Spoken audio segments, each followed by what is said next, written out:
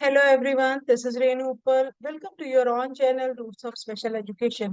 Guys, आपको इस channel पर स्पेशल एजुकेशन के आरसीआई अप्रूव्ड डिप्लोमा और डिग्री कोर्सेज के कंटेंट के ऊपर वीडियोस देखने को मिलेंगी। तो यदि आप इस चैनल पर न्यू हैं तो प्लीज चैनल को सब्सक्राइब जरूर कर दें। तो गाइस, चलिए आज का सेशन स्टार्ट करते हैं। आज का जो सेशन है उसका टॉपिक है डेवलपमेंटल माइलस्टोन्स, है ना। विकास के बारे में हम लोग पढ़ेंगे कि विकास बच्चे का किस प्रकार से होता है, और यहाँ पे जो माइलस्टोन वर्ड यूज किया जाता है उस माइलस्टोन का इसके साथ क्या कनेक्शन है, व्हाट इज द मीनिंग।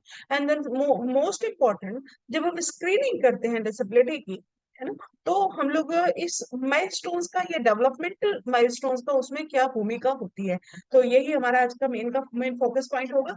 और मैं आपको ये बताना चाहूंगी गाइस कि ये जो आपका जो टॉपिक है, ये मेरे previous video identification of intellectual disability के कंटिन्यूशन में है ना। वहां पर मैंने इंटेलेक्चुअल डिसेबिलिटी के मीनिंग, डायग्नोस्टिक क्राइटेरिया और आइडेंटिफिकेशन को बताने का प्रयास किया था।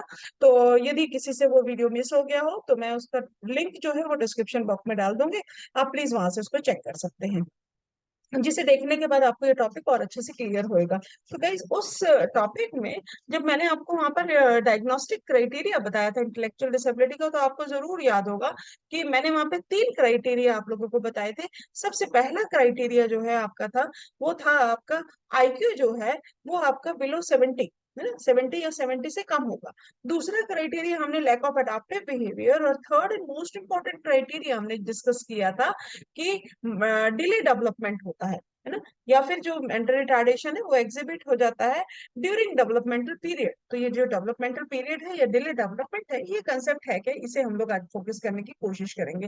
तो सबसे पहले हम लोग देखते हैं, एक कंसेप्ट आता है माइलस्टोन्स। तो ये माइलस्टोन्स क्या है, जिसे हम लोग मील के पत्थर कहते हैं। तो मील रास्ता जो है, उसके बीच बीच में जो पत्थर लगाए जाते हैं उसकी क्या इंपॉर्टेंस है ना, उस रास्ते के लिए। वो रास्ता जो है, यहाँ पे रास्ता जो है वो क्या है, डेवलपमेंट का है, बच्चे के विकास का है। बच्चे का विकास किस प्रकार से हो रहा है, जिसके हम लोग बोलते हैं कि मैक्सिमम जो डेवलपमेंट 18 ईयर्स तक जो बच्चे का हो रहा है, ठीक है। तो वो उसमें ये माइलस्टोन्स क्या है, उसमें ये स्टोन क्या है, ठीक है। तो वो स्टोन एज है वो आपका जो है।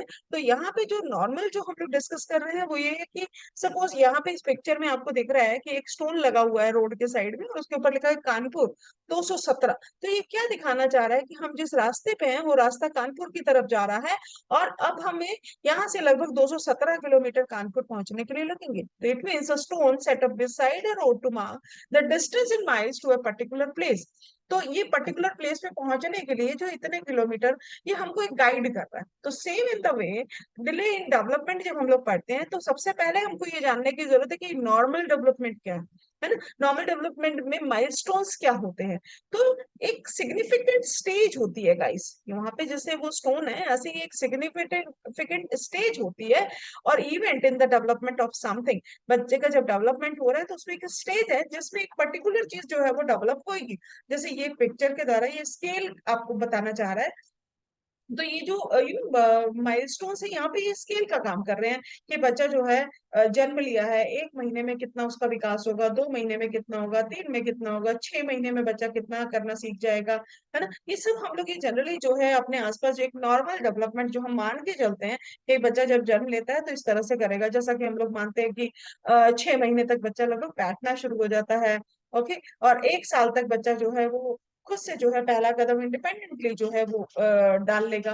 तो ये सारे ये नॉर्मल डेवलपमेंट होते हैं, ओके, ये माइलस्टोन्स होते हैं, इट्स ओके। लेकिन कई बार ऐसा होता है कि इस अकॉर्डिंगली बच्चे का डेवलपमेंट नहीं होता है, तो उसे हम लोग कहते हैं डिले इन डेवलपमेंट। इसको हम लोग इस तरह से परिभाषित कर सकते हैं कि एक developmental delay is when a child is late reaching their developmental milestones compare to their peer. ठीक है, अपने साथी समूह जो है या उस एज के जो और बच्चे हैं, उनके कंपैरिजन में, उनकी तुलना में बच्चा इन स्टेजेस तक जो है, वो जो पर्टिकुलर स्टेज है, पर्टिकुलर एज है, उतने समय में इनको रीच आउट नहीं कर पा रहा है ना, उसको थोड़ा ज्यादा समय लग रहा है।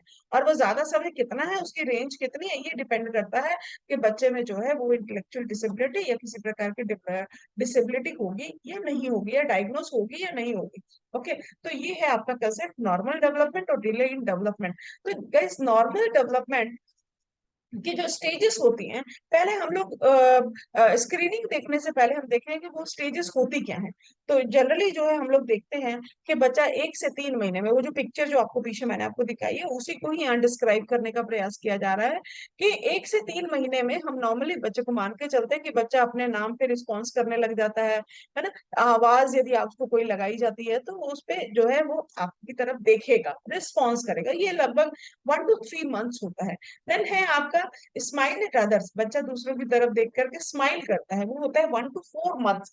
बस यहाँ पे मैं एक चीज क्लियर करना चाहूंगी, यहाँ पे हम ये जो 1 to 4 मंथ है या फिर यहाँ पीछे हमने 1 to 3 मंथ्स दिया गया है, हम यहाँ पे एग्जैक्ट नहीं बोल रहे कि 2 मंथ में ही ऐसा कर लेगा या 4 मंथ में ही ऐसा कर लेगा। नो, यहाँ पे एग्जैक्ट नहीं होता है। ये जो होता है कि एज रेंज होती है, रेंज होता है ना। इतने से इतने समय, कुछ बच्चे 1.5 महीने में भी कर लेंगे, कुछ 2 में भी कर लेंगे, कुछ 3 में भी कर लेंगे, कुछ 4 में भी कर लेंगे। तो अगर ऐसा बच्चे करते हो तो ये नॉर्मल कंसीडर किया जाएगा। लेकिन आगे हम लोग इसका डिले का देखेंगे कि किस तरह से ये डिले में कन्वर्ट हो जाता है। तो पहले हम लोग देखते हैं कि नॉर्मल क्या है। तो नेक कंट्रोल जो है वो बच्चा 2 से 6 महीने में बच्चा कर लेता है, अपनी गर्दन संभालना जिसे हम लोग कहते हैं। ठीक है, सिटिंग विदाउट सपोर्ट 5 से 10 महीने में बच्चा कर लेता है, बिना सपोर्ट के बैठना, है ना। और बिना सपोर्ट के खड़े होना जो है वो 9 से 14 महीने, आप लगभग 1 साल की बात हम लोग करें तो कर लेता है। एंड वॉक्स इंडिपेंडेंटली, अपने आप जो है वो चलने की बात करें बिना किसी सपोर्ट के, तो वो 10 से 20 महीने के बीच में जो है वो बच्चा करने, 1 से 1.5 साल की जिसको हम लोग कहते हैं उसमें बच्चा करना शुरू हो जाता है। तो ये तो है नॉर्मल एज रेंज, ये तो है नॉर्मल माइलस्टोन्स। ओके, लेकिन कई बार ऐसा होता है कि बच्चा इस उसमें वो जो है वो जो स्टेज है उसको रीच आउट नहीं कर पाता है। ठीक है, talking 2 to 3 word sentences 6 to 30 month, यहाँ पे हम ये भी बताना चाह रहे हैं कि किस तरह से बच्चा 2 से 3 शब्द जो है बोलना शुरू कर देता है ना। तो वो भी बच्चा जो है वो लगभग जो है 16 से 23 मंथ में, 30 मंथ जैसे, या 1.5 से 2 साल के करीब में जो है वो बच्चा ये बोलना शुरू हो जाता है। तो ये सारी चीजें जो मैं आपको यहाँ पे डिस्कस कर रही हूँ। फिर है आपका eating and drinking by self, खुद से खाना खाने लग जाता है 2 से 3 महीने में। हो सकता है थोड़ा सा गिराए बच्चा या कुछ करे, लेकिन वो कोशिश अपने आप से करना शुरू हो जाता है। Telling one's name 3 to 4 years में, नाम बोलना शुरू हो जाता है, अपना नाम बताना शुरू हो जाता है 3 to 4 ईयर्स में। तो गाइस ये जो चीज है, ये सारी की सारी जो है वो क्या है, नॉर्मल डेवलपमेंट की बात करें, इन स्टेजेस में ये सारे जो है माइलस्टोन जो है वो अचीव हो जाते हैं। For example toilet control, 3 to 4 years में बच्चा ये सब चीजें कर लेगा। तो यहाँ हमने ये नॉर्मल माइलस्टोन्स की स्टेजेस जो है वो पिक्चर्स के माध्यम से देखने का प्रयास करा। इसमें कुछ भी डिले नहीं है, ये सारा नॉर्मल है। यदि बच्चा इनको जो है इस पर्टिकुलर स्टेज में अचीव नहीं करता है, ठीक है, 3 मिनिमम और 4 मैक्सिमम, यानी 3 साल तक का बच्चा भी टॉयलेट कंट्रोल हो सकता है, कहने का मतलब ये है। लेकिन हो सकता है कि 4 साल तक है, तो ये सारा नॉर्मल है। लेकिन बच्चा 4 में भी नहीं कर पाया, 4.5 हो गया, 5 साल हो गया, अब ये जितना जो है वो डेविएशन ज्यादा होता चला जाएगा, जो है लिमिटेशंस जो है वो बढ़ती चली जाएगी। ठीक है, डिसऑर्डर जो है वो बढ़ता चला जाएगा। तो ये जो है आपका नॉर्मल माइलस्टोन्स या नॉर्मल डेवलपमेंट की जो स्टेजेस हमने यहाँ पे डिस्कस करी है। तो आगे हम लोग मूव करते हैं। यहाँ हम आगे चर्चा करने वाले हैं screening of children with mental retardation. हम बच्चों को स्क्रीन आउट कैसे करेंगे, छटाई किस तरह से करेंगे पॉपुलेशन में से, कि हाँ ये बच्चे में कुछ ना कुछ जो है वो प्रॉब्लम हो सकती है। ध्यान दीजिएगा शब्दों पे, स्क्रीन आउट करना, प्रॉब्लम हो सकती है, अभी डायग्नोस नहीं हुआ है। ठीक है, तो अब पहले हम यहाँ देखते हैं कि स्क्रीनिंग का मतलब क्या होता है। Screening procedures are an important part of the assessment process to identify children and youth who have disability. Guys हमने पीछे असेसमेंट के बारे में भी डिटेल में डिस्कस किया था। तो ये असेसमेंट की जो प्रोसेस है, प्रक्रिया है, उसका बहुत ही इंपॉर्टेंट और इनिशियल पार्ट है स्क्रीनिंग करना, है ना। पहले आप जब पॉपुलेशन में से वहां से आप जो है किस डाउट के बेसिस पे, कुछ कंफ्यूजन है, डाउट है, शक के आधार पर जो है, कुछ अर्ली सिम्टम्स हैं उसके आधार पर जो है आप जो है स्क्रीन आउट करोगे, बाहर निकालोगे कि यस इनमें ये प्रॉब्लम्स हो सकती हैं। ठीक है, तो हो सकता है कि कोई फॉर एग्जाम्पल कि आप देख सकते हैं कि अपनी क्लास में पढ़ाते हुए हमने देखा कि एक बच्चा है जो बार बार अपनी आंखों को मलता रहता है, उसकी आंखें हमेशा लाल रहती हैं। जब भी वो कुछ पढ़ रहा है तो कॉपी को या किताब को बहुत अपने आंखों के पास ला कर देखता है। ठीक है, इस तरह की प्रॉब्लम्स जो है वो देखने को मिल रही हैं। तो हम ये नहीं कह सकते हैं कि उसको आई प्रॉब्लम है या किसी भी तरह की विजन की प्रॉब्लम है। यस, लेकिन इन सिम्टम्स के आधार पर हम उसके स्क्रीन आउट कर सकते हैं और फर्दर आइडेंटिफिकेशन और असेसमेंट के लिए उसको रेफर कर सकते हैं, ताकि कंफर्म हो सके कि वेदर उसको में कोई प्रॉब्लम है या वो टेम्परेरी जो है वो आई रिलेटेड प्रॉब्लम थी, या सच में कोई डिसेबिलिटी के सिम्टम्स है।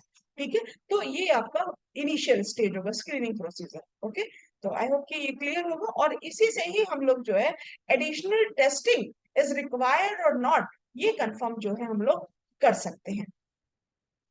Now move to the stages in screening and identification for further service provision. हम स्क्रीनिंग की जो स्टेजेस होती हैं, आइडेंटिफिकेशन की जो स्टेजेस होती है, उनके बारे में यहाँ चर्चा करेंगे। यहाँ में ये पूरा का पूरा आपको एक फ्रेम आउट करके दे रहा है स्क्रीनिंग से लेकर के इवैल्यूएशन तक का। ठीक है, तो सबसे पहले हम लोग स्क्रीनिंग, ये प्रोसेस है, स्टेजेस है। सबसे पहले हम स्क्रीन आउट करते हैं जो भी आपको जैसे डाउट्स है, जो भी मैंने अभी आपको एग्जांपल दिया।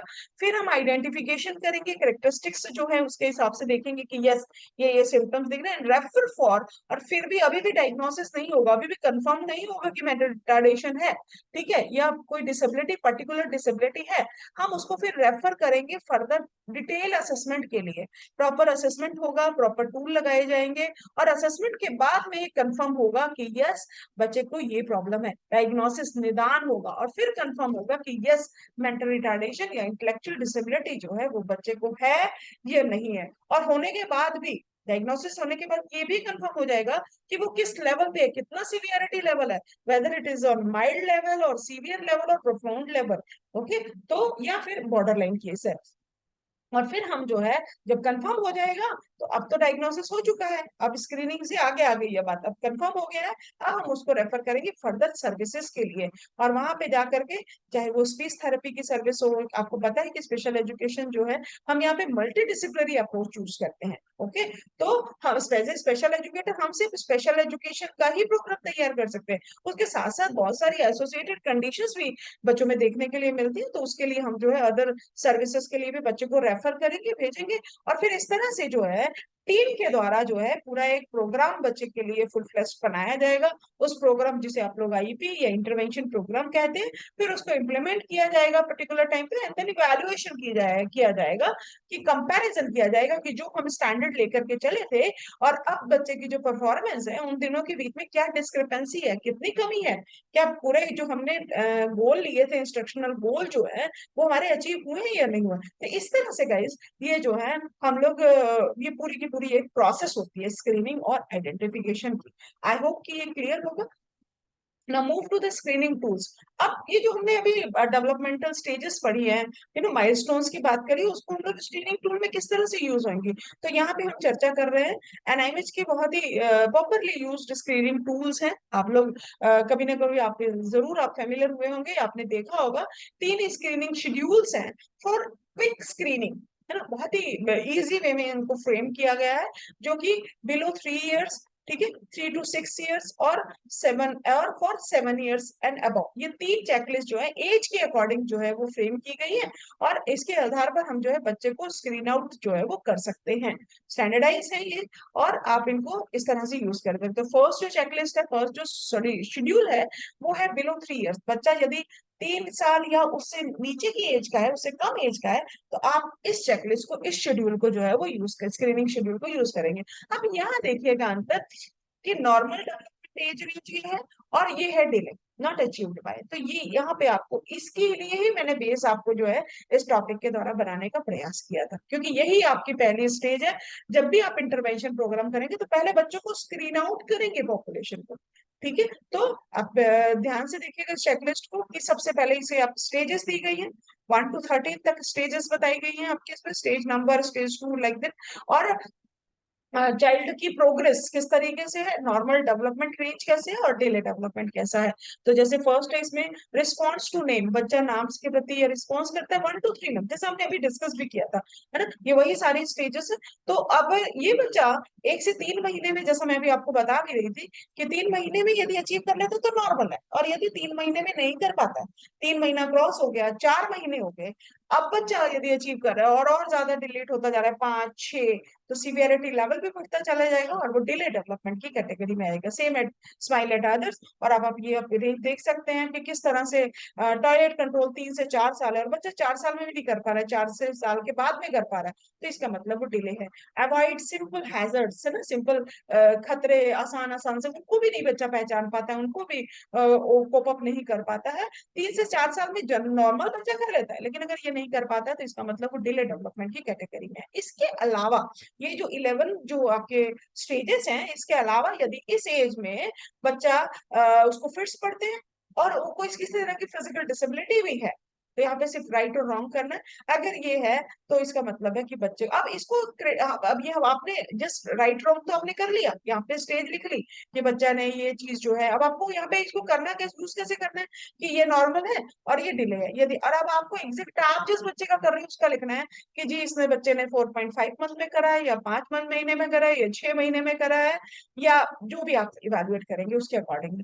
अब इनके अलावा यदि बच्चे को दौरे पड़ते हैं या बच्चे को किसी प्रकार की शारीरिक विकलांगता है, तो आप यस और नो करेंगे। एंड देन अब इसको किस तरह से वैलिड, देखिए लास्ट में आपका लिखा हुआ है, if the child is found to be delayed in any of the stages given from 1 to 11 and if the child has fit और physical disability, suspect mental retardation, ध्यान दीजिएगा इस शब्द को, अभी भी शक है हमें कि बच्चे को मेंटल रिटार्डेशन हो सकता है। ठीक है, यदि इनमें से कोई भी पॉइंट आ रहा है, किसी पे भी बच्चे को मतलब डिले हो रहा है इनमें से किसी भी स्टेज में 1 to 11 में, और साथ साथ में दौरे भी पड़ते हैं और या कोई भी विकलांगता है, तो आप सस्पेक्शन है कि बच्चे को प्रॉब्लम हो सकती है।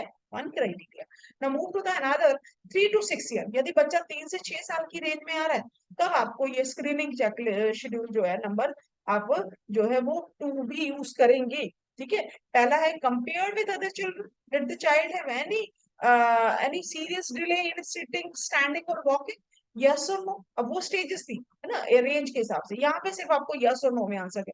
Does your child appear to have difficulty in hearing, सुनने में कोई प्रॉब्लम है, ठीक है, बच्चे को देखने में कोई प्रॉब्लम है, ओके, बच्चे को कोई अंडरस्टैंडिंग में कोई प्रॉब्लम आ रही है, जो भी आप बच्चे को कह रहे हैं, बच्चे को चलने फिरने में कोई दिक्कत आ रही है, ठीक है, अगर बच्चे की एज जो है वो 3 से 6 साल के बीच में जो है अगर आ रही है, तो आप इस तरह से जो है आप उसको देखेंगे। और ये आप सारा यही सारी चीजें आप कहीं ना कहीं आप अपनी केस हिस्ट्री में भी फाउंड करते हैं, जिसे हम लोग अपकमिंग सेशंस में मैं आपको केस हिस्ट्री प्रैक्टिकल पार्ट शुरू करूंगी, तो मैं केस हिस्ट्री भी वहां डिटेल में बताऊंगी।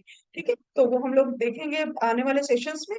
और ये जो आपकी चेकलिस्ट जो है वो 3 to 6 ईयर्स की है। तो any of the above item is answered yes suspect mental retardation, यदि इनमें से किसी में भी यस आता है तो समझ लीजिए कि बच्चे को मेंटल रिटार्डेशन होने का डाउट है। फिर ध्यान रखिएगा, इस पॉइंट को बहुत अच्छे से ध्यान में रखना है कि suspect mental retardation. Okay, next move to the screening checklist schedule number 3, that is 7 years and above. यदि बच्चा 7 साल या उससे अधिक का है, तो compare with other children, did the child have any serious delay in sitting, standing और walking, can the child not do things for himself like eating, dressing, bathing or clothing?